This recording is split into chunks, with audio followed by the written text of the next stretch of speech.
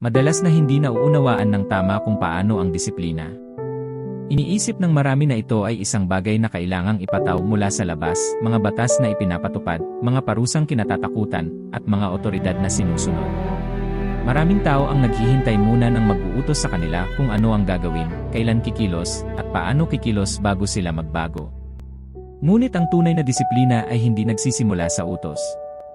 Nagsisimula ito sa isang desisyon. Hayaan niyo akong magtanong, kailangan mo ba talaga ng tinatawag na leader na magpapatupad ng mahihigpit na batas bago mo gawing disiplinado ang iyong sarili? O ang disiplina ba ay isang bagay na mas malalim, isang personal na katangian na hindi maaaring ipilit ng iba? Ang tunay na disiplina ay kung ano ang ginagawa mo kahit walang nakakakita. Ito ay ang paggising ng maaga kahit pagod ka. Ito ay ang pagpiling mag-aral kaysa mag-aksaya ng oras sa walang katapusang pag-scroll. Ito ay ang pagkontrol sa iyong emosyon kahit mas madaling magalit. Walang batas, leader, o panuntunan ang ganap na makokontrol ang isang taong hindi pa nagdedesisyong kontrolin ang sarili niya.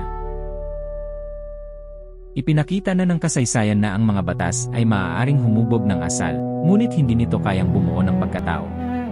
Maaaring sumunod ang isang tao dahil sa takot, ngunit kapag nawala ang takot, ano ang matitira? Kung walang panloob na disiplina, panandalian lamang ang panlabas na kontrol.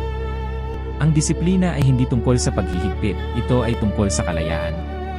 Kapag ikaw ay disiplinado, hindi ka naalipin ng katamaran, mga distraksyon, o bugso ng damdamin. Nagkakaroon ka ng kapangyarihang pamunuan ang sarili mong buhay. Ikaw ang nagiging leader ng iyong sarili. Kaya sa halip na maghintay ng magtutulak sa iyo, tanungin mo ang iyong sarili, anong klaseng tao ang gusto kong maging? Anong mga gawain ang kailangan kong buuin? Anong mga dahilan ang kailangan kong bitawan? Sapagkat sa huli, ang pinakamalakas na uri ng disiplina ay hindi ipinipilit, ito ay pinipili. At kapag pinili mo ito, wala nang makakaagaw nito sa iyo.